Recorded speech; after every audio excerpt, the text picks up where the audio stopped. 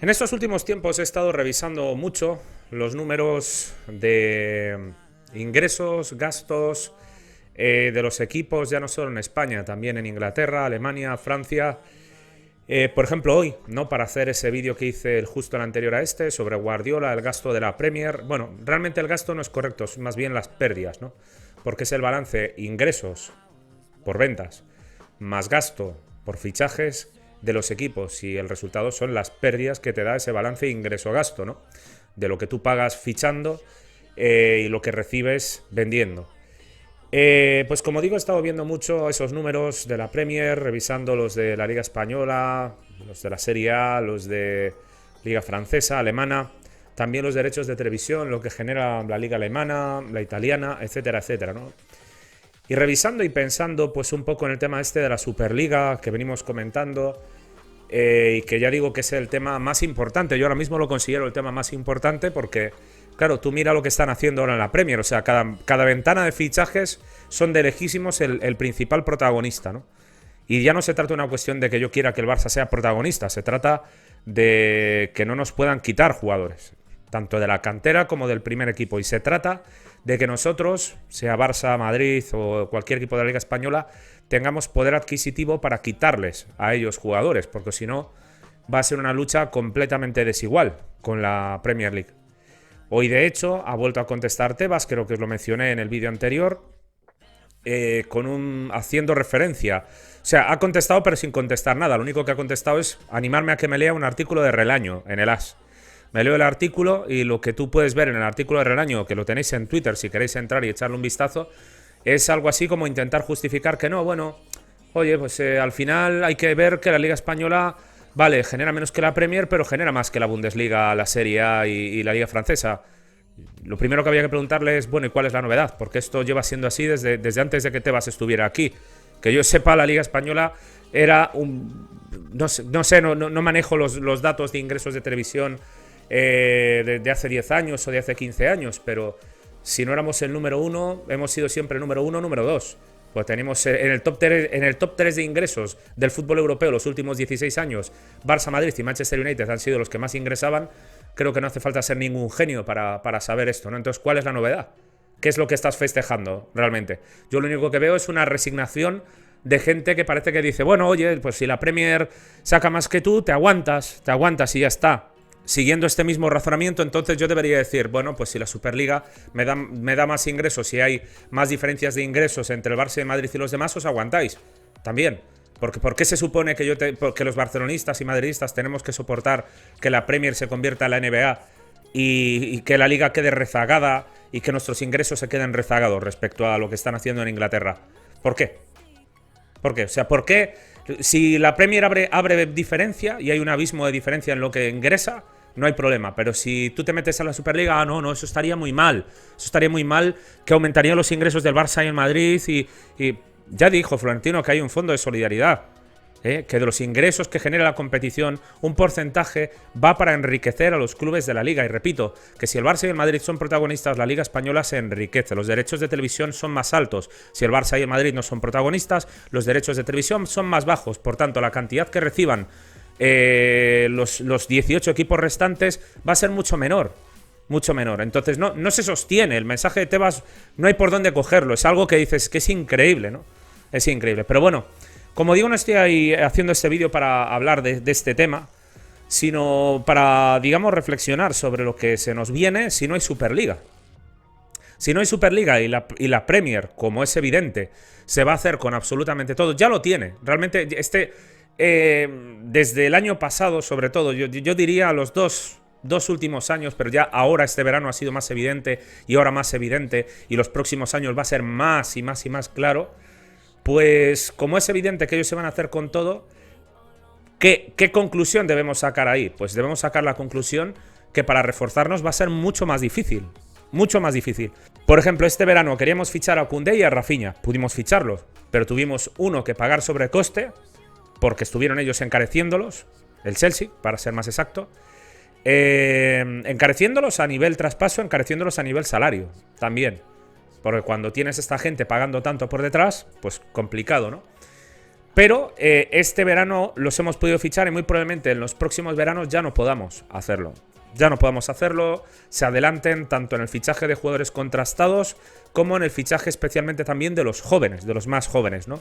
El Madrid acaba de llevarse a Endrick, que está en una situación económica mejor que la del Barça, cosa que es normal teniendo en cuenta la trayectoria del Barça los últimos 10 años con el derroche y despilfarro del roselismo bartomeuismo, por llamar a eso de alguna manera, que nos ha dejado en esta situación deplorable, ¿no? Entonces, claro, si tú entiendes que para fichar a los jugadores contrastados vas a tener grandes problemas, pues hay que hombre, solo tiene que ver Xavi. O sea, tengo muy claro que de esto ya habrán hablado dentro del club, ¿no? Xavi, Jordi, Mateu, Laporta, están, cuando confeccionan listas de altas y de bajas, saben perfectamente cuál es el precio que van a pedir de salario los jugadores. Por ejemplo, se está hablando de Moukoko, ¿no? Fíjate, un caso interesante, el de Moukoko. Termina contrato, supongamos que no renueva con el Borussia Dortmund. Tú para ficharlo, yo veo la información de Sport y es que a mí me da risa, sinceramente, porque dices, no, Moukoko tendrá que aceptar que el Barça no va a entrar en subastas y tal y cual, pero sí, tú amenaza uno encima al chaval. Tú encima ponte en plan, no, si quieres venir, esto es lo que hay y punto. Mira, el Barça tendrá que convencerle, está claro que económicamente no podemos competir, que es una vergüenza, para mí eso es insultante, ¿no? Pensar todos los años que viene el Barça, el Madrid, el Manchester United, todos estos equipos trabajando años y años y años. Los últimos 20-30 son los dominadores del fútbol. Esos tres que acabo de mencionar, junto a la Juve, el Milan, el Inter, podemos decir un poco. Y luego, pues, bueno, algo el Chelsea por ahí. El Bayern, por supuesto, me estoy olvidando, claro. Bueno, como digo, para poder fichar a Moukoko lo tienes muy complicado por el salario, ¿no? Quieras que no tienes garantía de que Moukoko vaya a brillar en el Barça. Claro, dices, no, joven promesa alemana que mira la trayectoria cuando era joven. Bueno, tenemos el caso de Bojan, ¿no? También, que en las categorías inferiores se inflaba a marcar, pero luego en el primer equipo pues no terminó nunca de dar el rendimiento que se esperaba, ¿no? Que se esperaba o que se vendía en los medios de comunicación. Y en consecuencia el Barça no puede jugársela y decir, no, vamos aquí a pagar una barbaridad por el jugador. Y esto no significa que no creas en Moukoko. Sí crees, pero claro, es que estás muy limitado. Muy limitado. Veremos si el Barça lo puede fichar o no. Pero como digo, te queda este ejemplo de que, oye, mira, para poder acceder a las grandes opciones de mercado va a ser muy complicado porque todo el mundo las ve. Es decir, si hay un jugador que queda libre, Kanté, Moukoko y compañía, lo ve el Chelsea, lo ve el United, lo ve el City, lo ve el Tottenham, lo ve esta gente y le pueden ya pagar más que tú. Entonces, ¿cómo se compite a partir de ahí? ¿Cómo se compite cuando tú quieres reforzar el equipo para optar a las 3 competiciones y ya no puedes reforzarte como te reforzabas antes e ir por ahí en plan, oye, que soy el Barça y además te voy a pagar bien? Ahora es que soy el Barça, pero en los últimos años hemos deteriorado nuestra imagen y además a nivel de pago, pues te vamos a... Sí, evidentemente el Barça sigue ofreciendo una cantidad... Bueno, de hecho, creo que con los 625 millones que tenemos de masa salarial debemos de ser el número 1 de Europa aún, en el gasto de salarios de la plantilla. Si no el número 1, uno de los que más pagan, eso desde luego, ¿no? Cosa que tiene que empezar a cambiar a partir de la próxima temporada, porque es una de las cosas que nos mandaron desde la liga que preside el madridista Tebas, ¿no? Que bueno, esto ya no es una cuestión de ser madridistas, que en esto sí tiene razón, es normal. Lo que no era normal era lo que gastábamos con Bartomeu, claro. A pesar de que, no, pero bueno, por ingresos lo puedes justificar, ya, pero es que vas al límite, o sea, estás llevándolo al límite y de ahí vienen nuestros problemas, claro. Entonces, viendo esto, el Barça va a necesitar de hilar muy fino, muy fino, para poder competir. Porque el gasto económico está tremendamente limitado para los próximos años. Y con un gasto económico limitado, pues difícilmente vas a poder pagar altos traspasos como pagan en la Premier, pagar altos salarios como pagan en la Premier. De manera que incluso tengas que empezar a mirar a Alemania, a mirar a Portugal, a mirar a Holanda, Bélgica, la Serie A, aquellos jugadores que más destaquen allí y que quizás no hayan llamado todavía la atención de los grandes. Bueno, de los grandes ya no, fíjate, es que ahora ya no debemos llamarle los grandes, de los ricos de Inglaterra, de los trampas de Inglaterra, o sea, porque es otro nombre no se les puede poner. Y el Barça, pues como digo, tendrá que adaptarse a esta situación. Y para ello lo más importante era lo que ha hecho Laporta, que era lo que pedía y por la razón por la que yo apoyaba a Víctor Font, ¿no? Lo de apostar por un proyecto deportivo. Esto es un entrenador que sea apto, que defienda nuestra idea y que sepa desarrollarla. De momento creo que de momento y por ahora, yo estoy totalmente... Solo hay una cosa que me hace dudar con Xavi, que es la presión de la caverna y del estadio Exploto, Bochorno y todos estos disque barcelonistas que se dedican a echar mierda sobre el Barça. Entonces, como la presión ambiental es tanta y como los atracos en la Liga, hoy nos han puesto a Mateu Laoz o sea, segunda vez que nos meten a Mateu Laoz, ya van 2 de Gil Manzano, 2 de Del Cerro Grande y otra vez 2 ahora de Mateu Laoz. Nos han arbitrado 6 partidos de 15, esos 3 tíos. Y nos lo meten ahora contra el Español. Y a Gil Manzano en el VAR del partido del Madrid contra el Valladolid. Esta temporada está siendo un atraco y lo que queda por venir si el Barça es capaz de aguantar ahí arriba.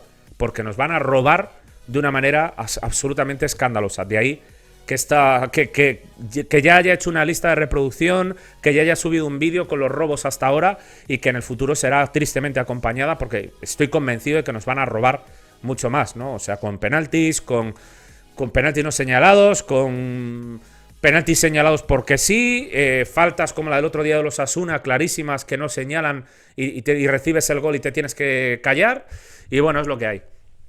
Entonces, era necesario tener un entrenador que venga con las ideas claras de cómo defender, cómo desarrollar nuestro estilo de juego, traer de nuevo esas normas de conducta, trabajo duro, horas y horas y horas dentro del club, a diferencia de lo que a un Lewandowski, ¿no? Se cachondeó un poco en la entrevista esta que le hicieron y no quiso entrar demasiado en esa polémica. Dijo, bueno, yo no sé lo que pasaba antes, pero ahora con Xavi puedo decir que sí que entrenan como yo entrenaba, por ejemplo, en el Bayern con Flick y todos estos años, ¿no? Entonces, eso era una de las partes y la otra parte era tener una dirección deportiva con alguien que tuviera también esa misma mentalidad de apostar por este estilo de juego, que tuviera una buena conexión con el entrenador, como es el caso de Jordi Cruyff. Entre ellos son los que tienen que hilar fino, muy muy fino, y buscar pues jugadores más low cost, tipo Sangaré, tipo Amrabat, tipo Unai, ¿no? El jugador de Marruecos, tipo estos jugadores de 20, 30 que dices, bueno, a lo mejor los de la Premier no se lanzan como locos a por ellos y nosotros debemos tratar de descubrirlos, ¿no? Cosa que está muy bien, pero a lo que voy sobre todo es que ahora debemos ser todavía más precisos, porque ya no te puedes permitir lo que te permitías antes de, bueno, gasto aquí 160 en Coutinho y si no sale, pues nada, al año siguiente me gasto 135 en Griezmann y me quedo tan ancho. Evidentemente, eso ya, si queremos hacer eso, tendrá que ser en el futuro. Y para que llegue ese futuro y para que llegue esa situación tendremos que poner esa nueva escala salarial más austera que ha traído Laporta y esta junta directiva, con los nuevos contratos que se han hecho, tanto en forma de renovación como de fichajes, donde el máximo lo tienen establecido en Lewandowski. Los únicos que pasan ese máximo, al parecer, son Jordi Alba, Busquets y Frenkie de Jong por los contratos heredados de la época de Bartomeu. Y luego también austeridad en los fichajes, de tener mucho cuidado y lo que se fiche, que sea estrictamente necesario, que sea baratito, que sean jugadores, pues eso, prometedores y que no te pases demasiado, ¿no? O sea que al final los que vamos a poder fichar son casi aquellos en los que la Premier no se fija. Y eso no necesariamente significa que sean malos jugadores. Mírate, por ejemplo, a Unai, el jugador marroquí, que hace un año estaba en tercera división francesa, ahora está en el Angers. Parece incluso que en vez de ir a la Premier podría irse al Olympique de Marsella por 20, 25 millones de euros o algo así. Y dices, bueno, o sea, parece que la Premier no se lanza con todo a por este jugador, ¿no? Entonces tienes que ser capaz de ver a los Sandro Tonali cuando salen. Tienes que tener ojo, en el momento que veas a uno de 19, 20 años, por ejemplo el de Simone Pafundi que comentaba el otro día, ¿no? 16 años, dices, rápido, tienes que ir rápido, tienes que ser mucho más rápido que antes. Porque si antes podías esperar un poco y dices, bueno, tranquilo, que si al final este jugador estalla y se convierte en una estrella mundial, ya lo ficharé yo luego por 60, por 70, por 80 millones. Ya no puedes esperar a eso. No puedes, porque ahora encima con la norma antipalancas, pues estamos jodidos. Entonces, se comenta también hoy en Sport que Mateu Alemán, que tiene ahí en agenda a Moukoko, a Kanté y a Íñigo Martínez, ¿no? Como jugadores libres para la próxima temporada. Esta es otra, ¿no? Saber convencer a los jugadores, que Xavi utilice el teléfono como lo utilizó con Lewandowski, con Koundé, con Rafinha, con todos los jugadores que hemos fichado, habló con ellos antes de llegar. En el caso de Koundé, el propio Koundé fue el que reconoció que le convenció claramente.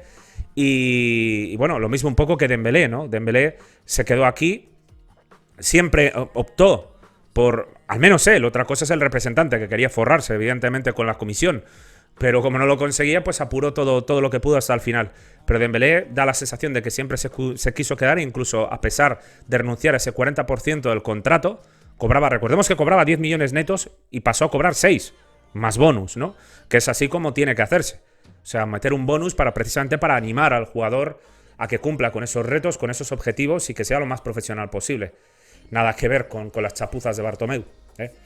Entonces, hablar con los Moukoko, con Kanté, con los jugadores que terminen contratos. Si te interesa Tielemans, si te interesa Unai, Amrabat o cualquiera de estos jugadores, hablar con ellos. Recordemos que Amrabat termina contrato en junio de 2024.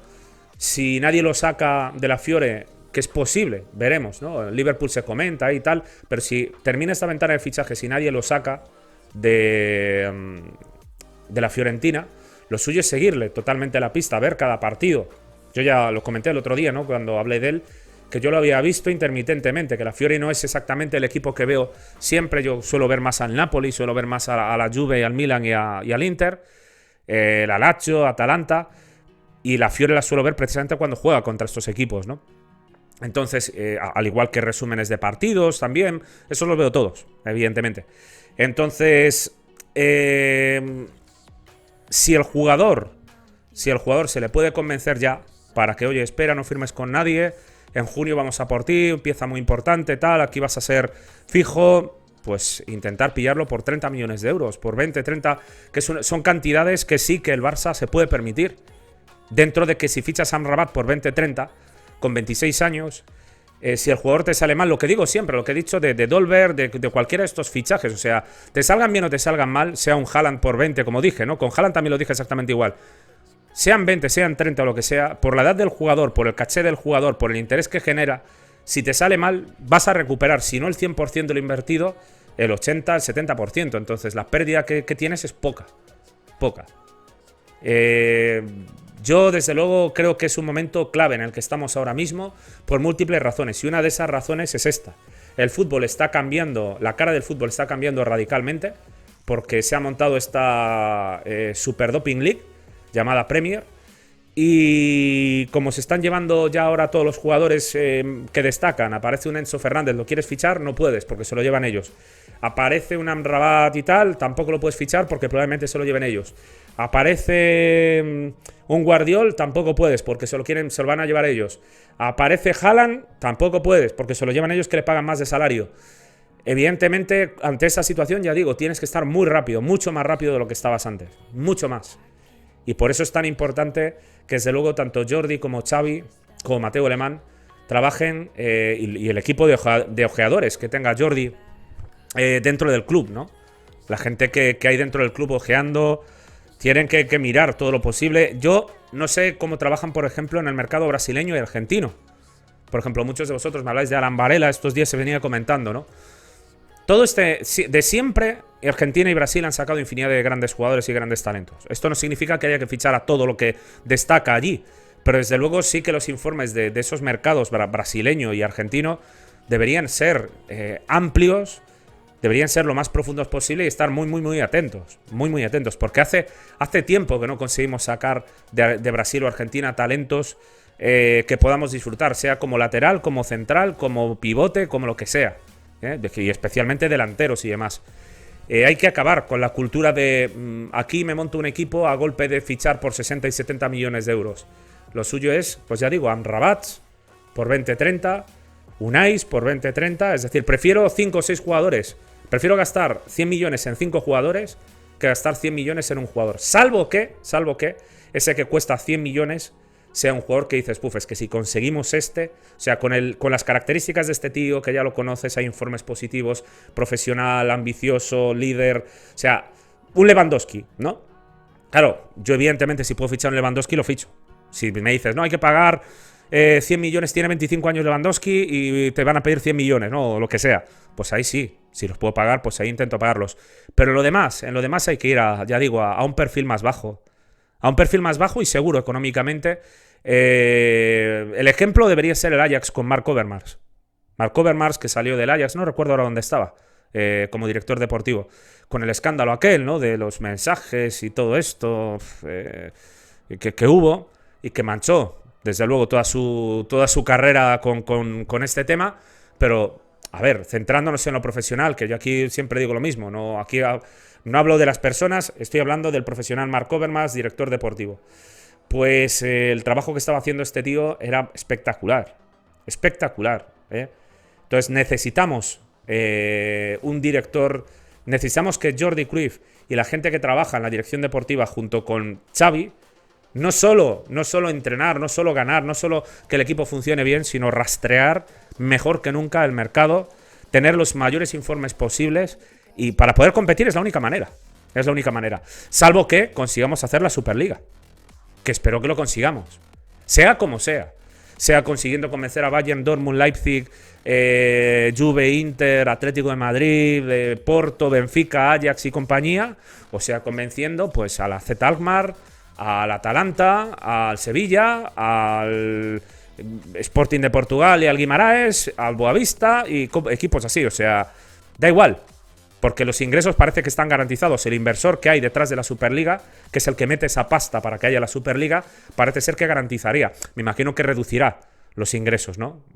Lo reducirá, no dará tanto, pero de entrada, para que se produzca y para que se intente el proyecto Superliga, creo que están dispuestos a soltar un pastón por ello, ¿no?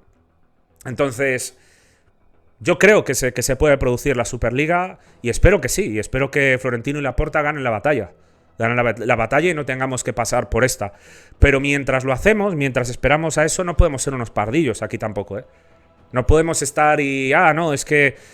No, hay que estar muy, muy rápido, muy, muy hábil. Si desde luego es cierta la información del Sport de que Kanté, Íñigo Martínez, Moukoko ya tienen contacto con el Barça, ya el Barça ha estado hablando con ellos en silencio, mucho silencio, porque no me gusta nada que la prensa ande por ahí aireando nada.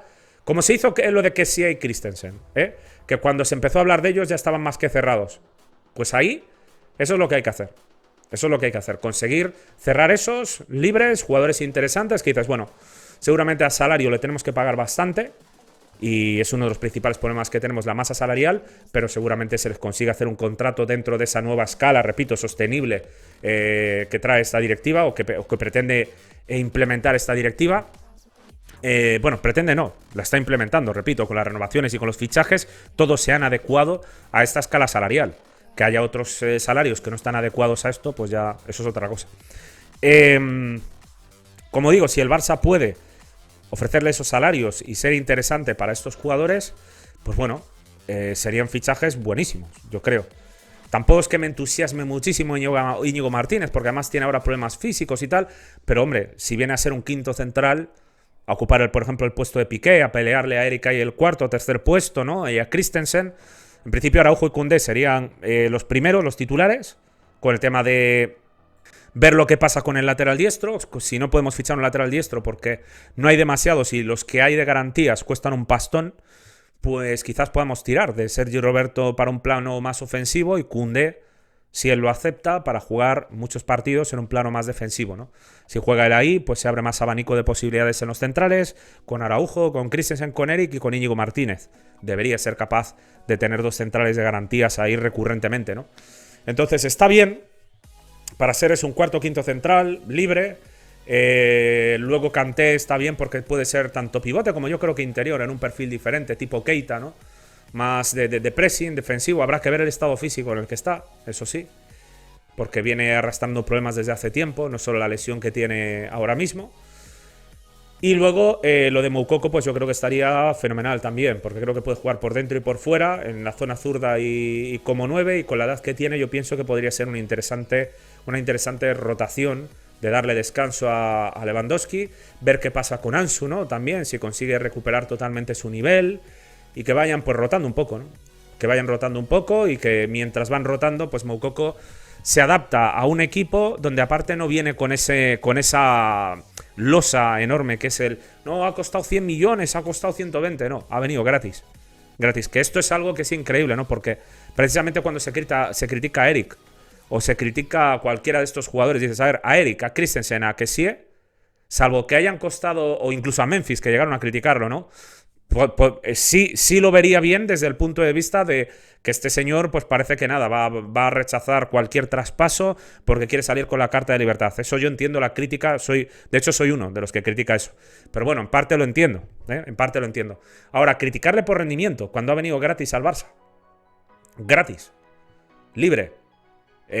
Pues yo nunca entenderé cómo es posible que critiquemos a jugadores que han decidido libres, que es cuando más ofertas suelen tener los jugadores, criticar a estos jugadores. No tiene ni el más mínimo sentido. Entonces espero que eso también pudiera ayudar a Moukoko a que no hubiera prisa con él y tal y cual. Pero bueno, no doy nada por sentado. Moukoko va a tener infinidad de ofertas. Estamos en diciembre. Si el jugador con el Borussia Dortmund sigue jugando y empieza a marcar y marcar y marcar, las probabilidades de que nos lo quiten son enormes. Así que mejor no hacernos demasiadas ilusiones con él. Y bueno, lo dicho, hay que hilar muy muy fino mientras se decide el tema de la Superliga. Y ojalá llegue lo antes posible, porque si no, pues estaremos destinados o más bien, no me sale la palabra que estoy buscando. Estaremos pues completamente destinados, sí, a que la Premier decida. Cada verano ellos pillan los mejores jugadores y nosotros pillamos pues... bueno, como la ropa en las rebajas, ¿no? Los primeros que llegan se pillan todo y luego, bueno, ahí hay un pantalón. Tal. O sea, y esto no puede ser. No. Pero si mientras se va produciendo eso, trata de buscar el mejor pantalón, trata de buscar aquello que los demás no han visto y que tú has visto que es un pantalón de calidad y tal y cual, pues búscate el mejor. Y tienes que tener ahí un trabajo muy muy fino, repito, de Jordi Cruyff, la dirección deportiva y el entrenador. En fin, lo dejo aquí, os animo a que en la caja de comentarios os hagáis vuestras impresiones y nos vemos en próximos vídeos. Un saludo.